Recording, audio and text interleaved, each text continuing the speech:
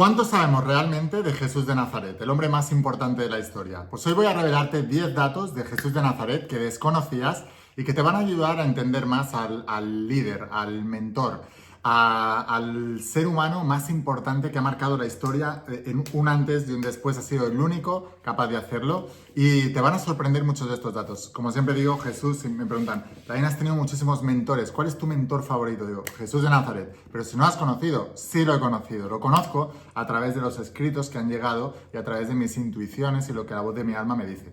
Así que vamos a hablar de los 10 datos de Jesús que poca gente conoce y también decirte que toda la enseñanza de Jesús de Nazaret en la Biblia está reflejada en los principios que enseño en la saga de la voz de tu alma. Así que este es el primero, son 12 tomos. Si no lo tienes todavía, léelo, estúdialo, porque va a transformar tu vida, como ya lo ha hecho en millones de personas en todo el mundo. Vamos ahora con esos 10 datos de Jesús que pocos conocen. Te van a sorprender. Siempre que eres imparable, tu camino espera. Sin dudas ve, tú tienes la llave de cada sueño por conquistar.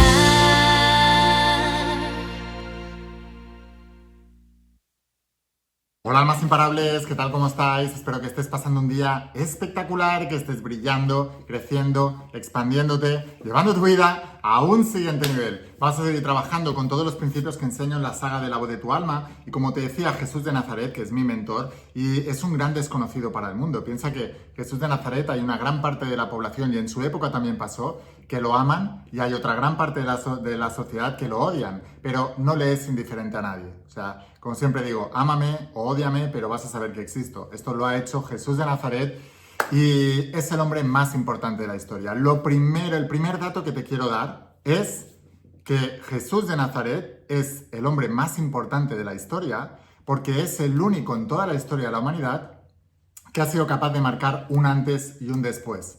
Fíjate que todos los años brindamos el año nuevo. ¿Por quién? 2025 vamos a brindar ¿después de quién? Después de Cristo, después de Jesús de Nazaret. No vamos a brindar 2025 después de Buda, no vamos a brindar 2025 después de Krishna, no vamos a brindar 2025 después de Cristiano Ronaldo. Vamos a brindar 2025 después de Jesús de Nazaret. O sea que ha sido el hombre más importante de la historia, el ser humano más importante de la historia, porque ha sido el único capaz de marcar un antes y un después en la historia de la humanidad. Vamos con el dato número 2. Jesús de Nazaret sí existió realmente. ¿Has oído hablar de Platón y Julio César?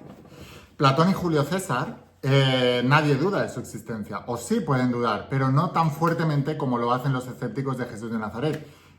Pues resulta que de la obra de Platón tenemos unos 7 textos que nos han llegado, y de la obra de Julio César tenemos unos 10 de su obra más importante. Y todas ellas fueron escritas unos 1000 años después de la muerte de Platón y de Julio César. Sin embargo, de Jesús de Nazaret tenemos más de 5600 textos que hablan de él y además de esos 5600 textos, algunos de ellos están escritos por sus enemigos, por los fariseos, por los judíos más ortodoxos de la época que estaban en contra de Jesús. Y no solamente hablaban de sus discípulos, sino también de sus milagros y también de su resurrección. Con lo cual, el hombre Jesús de Nazaret es el hombre más documentado de la historia. Si alguien duda de su existencia, además hace poco hablaban de la sábana santa encontrada en Turín, que era auténtica, y se desveló el verdadero rostro de Jesús de Nazaret. Con lo cual, Jesús de Nazaret como personaje histórico es real, es cierto, existió de verdad. El tercer dato que te quiero dar sobre Jesús de Nazaret es que realmente la resurrección es real. ¿Por qué? Porque en los textos sagrados, incluso en los textos, como te digo, de los fariseos, de los judíos, se nombra como Jesús de Nazaret resucitó. Pero es que además, la primera persona en ver la resurrección de Jesús fue María Magdalena, que en aquella época las mujeres estaban súper denigradas. Si alguien se hubiera inventado la resurrección de Cristo, de Jesús, y hubieran querido hacerla real para la época, no hubiera sido el testimonio de una mujer, hubiera sido un hombre, probablemente un rabino o un general romano o alguien que tuviera mucha autoridad en la época. Sin embargo, dijeron que la primera persona que lo vio fue una mujer y encima María Magdalena, que para ellos, aunque luego recientemente la Iglesia ha reconocido que no era prostituta, sino que era pues probablemente la primera evangelista de Jesús y su mano derecha, pero en aquella época se consideraba que era una mujer de poca moralidad y era una prostituta, según ellos. Entonces, imagínate, una mujer que para la época ya era súper denigrada y encima prostituta, la primera persona que vio el milagro de la resurrección de Jesús, si alguien se hubiera inventado eso, créeme que se lo hubiera trabajado un poquito más. Con lo cual, que una mujer prostituta fuera la primera persona que viera la resurrección de Cristo, de Jesús, y que además los textos judíos y muchos textos hablaran de la resurrección, que incluso San Pablo explica como más de 500 testimonios hablaron de verle después de que se lo hubiera crucificado, incluido el propio San Pablo, es la prueba viviente de que la resurrección de Jesús de Nazaret fue real.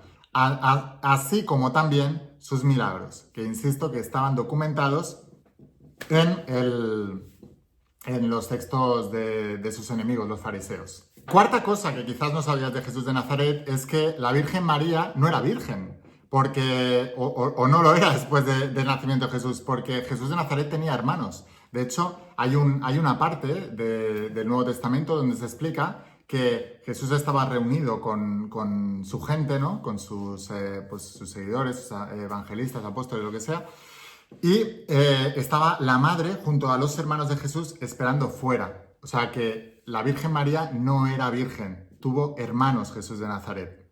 La quinta cosa, y tiene que ver con esto que te voy a decir, es que Jesús de Nazaret tenía una conciencia tan alta que él no creía en los lazos familiares en este plano. De hecho, en esa misma parte de los evangelios donde se habla de que la Virgen María, no virgen, con los hermanos de Jesús, quería hablar con él y entonces le dijeron, Jesús, está ahí fuera tu madre con tus hermanos. Y Jesús de Nazaret contestó, mis hermanos son los que siguen a mi Padre. ¿Qué quiere decir esto? Porque yo cuando entendí esto, la primera vez pensé, qué mala persona era Jesús que deja a su familia fuera, ¿no? Pero luego lo entendí perfectamente. Nosotros entramos en este mundo y tenemos lazos karmáticos con personas que son grupos de almas y que nos encarnamos en esta realidad para vivir ciertas experiencias y evolucionar como almas, ¿no? Como seres humanos.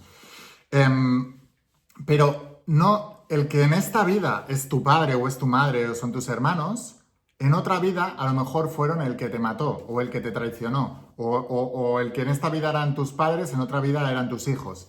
O sea que vamos cambiando los roles de reencarnación en reencarnación y Jesús de Nazaret lo sabía perfectamente. Entonces, esto también nos ayuda a romper muchos lazos familiares tóxicos, porque muchas veces tenemos conexión con nuestros familiares simplemente por el hecho de que la sociedad te presiona porque es que son tus familiares y tienes que estar con ellos. Y a veces no. Entonces Jesús de Nazaret decía, mi familia son los que siguen a mi Padre. O sea, al final nos tenemos que juntar con gente de la misma vibración. ¿Que coincide que es nuestra familia? Perfecto. ¿Que no coincide con que es parte de nuestra familia, no está alineada con nosotros? No tenemos ninguna obligación de estar con ellos si no vibramos con ellos. Lo mismo que los amigos, ¿no? Tú estarías con un amigo que no vibras con él, que siempre tenéis maneras de pensar diametralmente opuestas y siempre estáis discutiendo. ¿Qué sentido tiene? ¿Para qué quieres un amigo así? O un amigo que no es leal, que no comparte los valores que tú tienes. ¿Para qué vas a estar con alguien así, no? Pues Jesús de Nazaret nos enseñó esta nueva conexión con lo que yo le llamo la familia del alma, que es la familia que tú eliges. No la que se te impone en la sociedad, sino la familia que tú eliges. Sexta, ¿sabías que Jesús de Nazaret no nació un 25 de diciembre? De hecho, esto lo habla mucho el gran escritor J.J. Benítez, que escribió una saga de libros que se llama Caballo de Troya, la cual os recomiendo. Y básicamente, en ninguna parte de la Biblia dice que Jesús de Nazaret nació el día 25 de diciembre, en ninguna. Eso fue una invención de un sacerdote varios siglos después. Con lo cual, Jesús de Nazaret podemos celebrar la Navidad y es perfecta, pero que sepáis que eso es una invención de la Iglesia, pero en ninguna parte de la Biblia dice que Jesús de Nazaret naciera un 25 de diciembre. Entonces, es más, según las investigaciones de J.J. Benítez, Jesús de Nazaret nació en verano, o sea, en verano o primavera. Así que seguramente que era un dato que no conocíais. Si lo conocíais, dejádmelo saber aquí abajo en los comentarios. Porque quizás habíais escuchado hablar de esto a JJ Benítez, pero lo que no sabéis es que la propia Biblia lo ratifica porque en ninguna parte de la Biblia se dice que Jesús de Nazaret naciera un 25 de diciembre. Pues la número 7 es, ¿sabías que los milagros de Jesús son reales? Bueno, hay una parte en la Biblia donde se dice que Jesús de Nazaret mandó a un grupo de pescadores a pescar, ¿no? Y no habían estado pescando durante toda la noche, habían estado intentando pescar, no pescaron nada, estaban muy deprimidos, ¿no? Y Jesús de Nazaret le pidió sus barcos para poder hacer un discurso, estar un poquito más elevado, ¿no? Y al acabar de hacer el discurso les dijo, ahora coged el barco, vamos a pescar. Y los pescadores le decían, pero si no hemos pescado en toda la noche, no hay peces. Y Jesús les dijo, vamos a pescar. Y pescaron más que en toda su vida. Pues ¿sabías que hay un experimento científico que demuestra que la intención humana puede dirigir los bancos de peces hacia un lugar concreto? Todos estos experimentos los vais a encontrar en el tomo 12 de La voz de tu alma, que se llama La ciencia de los principios, que es este de aquí. Y porque yo tenía mucha curiosidad de qué es lo que decía la ciencia sobre todos estos principios metafísicos que os hablaba en toda la saga de La voz de tu alma. Así que hice una recopilación de toda la ciencia que hay detrás de todo esto. Y te vas a sorprender, porque realmente tenemos la capacidad de influir en los peces, en los bancos de peces, pero también en los animales y en toda la creación, ¿no? Entonces, es algo a tener en cuenta porque mucha gente se cree que esos milagros de Jesús, pues que eran cuentos, ¿no? Pues no son cuentos, están documentados y la ciencia hoy en día, y cada vez más a través de la física cuántica y la mecánica cuántica, va a descubrir lo que nosotros ya sabemos, porque tu alma ya lo sabe, solamente que tu mente racional interfiere. Pero tu alma ya sabe que todo eso es cierto y de hecho, si tienes fe, lo puedes llegar hasta experimentar en tu vida. O sea, no sé si tienes amigos que van a pescar, pero siempre vas a ver que hay uno que pesca y los demás no pescan. Usan la misma caña, usan los mismos anzuelos, van a los mismos lugares y siempre hay uno que pesca más que el otro. ¿Por qué? Porque su creencia, su intención, lo que tiene dentro es diferente al de al lado. Puedes estar equipado por fuera para hacerlo todo perfecto y aún así no conseguir el mismo resultado. Yo lo vi como deportista de élite. Fui deportista de élite durante muchísimos años y yo veía como habían deportistas que entrenaban igual y uno ganaba y el otro no. Y es porque lo que hay dentro es más importante que lo que hay fuera. Por fuera más o menos tú puedes estar igual, pero por dentro nunca estamos igual. Porque la fe, como decía Jesús de Nazaret, la fe es lo que crea. Y este es el punto número 8.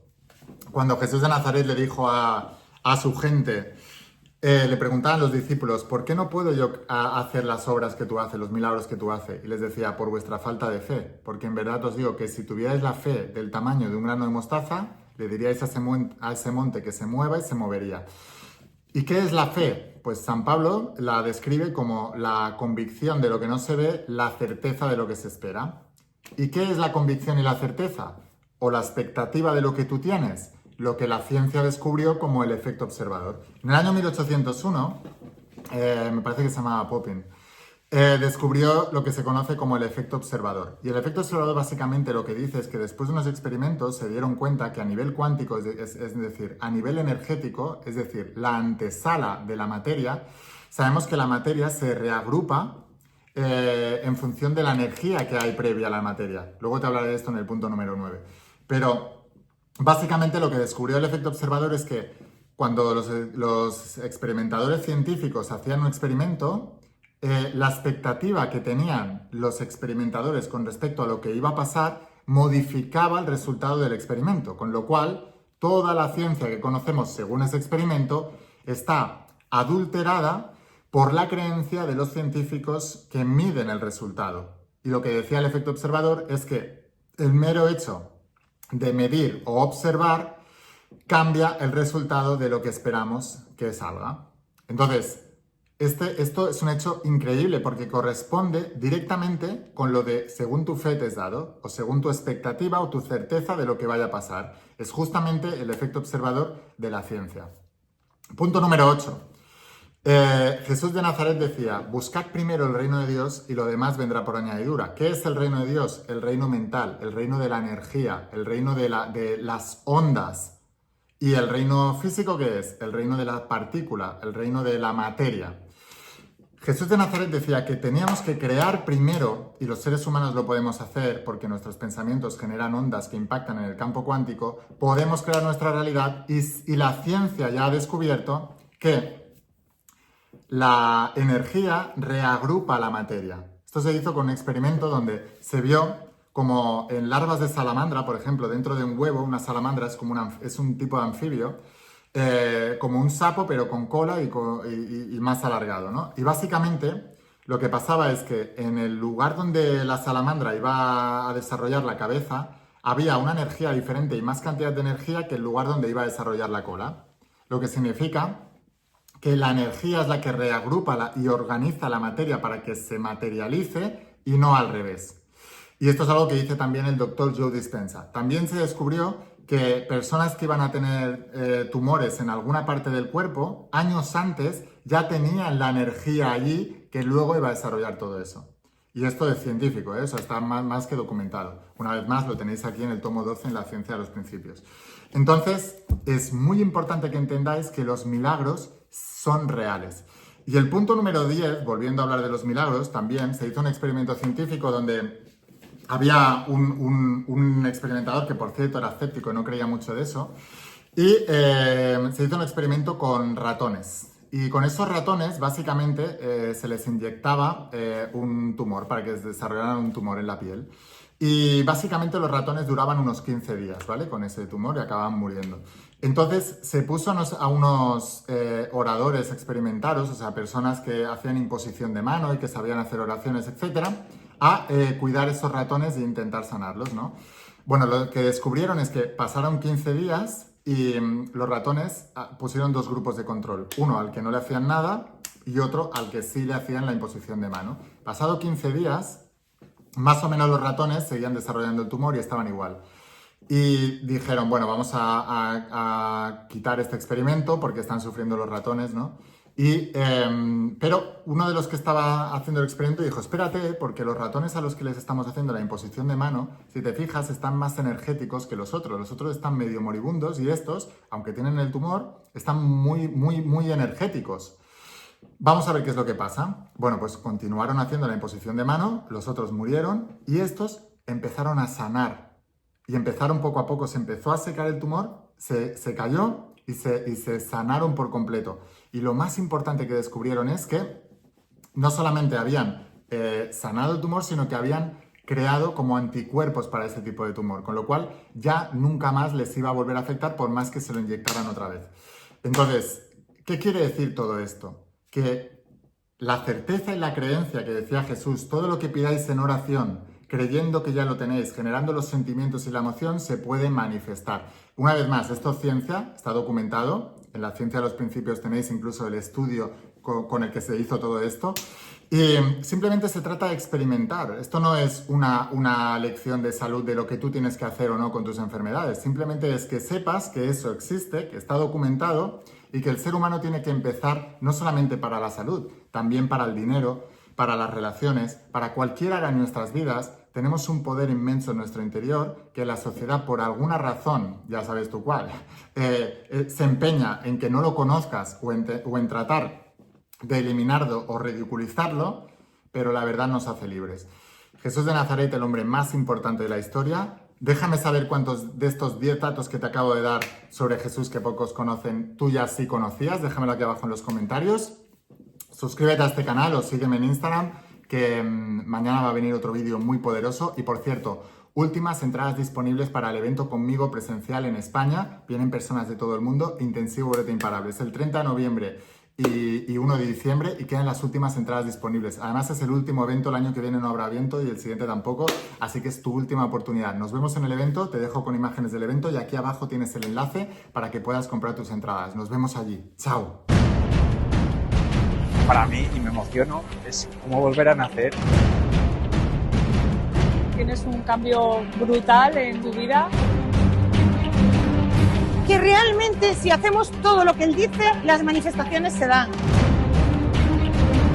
Venir a un sitio donde hay 1.400 ovejas negras es realmente inspirador. Que es único, no hay alguien como Naín. Te da mucha fuerza y mucha energía. En los libros vas a tener una base, tienes la teoría, pero lo que yo he vivido este fin de semana en el evento es brutal. Te hace ver tu realidad, te hace despertar. Ni en ningún evento, ni en una mentoría, ni con otro mentor. O sea, lo que he vivido aquí no lo he vivido en otro sitio. Trabajas un tema de personalidad, tu mentalidad, Lo de estos 2 días es indescriptible. tener el control acá y acá. Intensivo, o sea, te vuela la cabeza. Es lo máximo que he vivido en mi vida.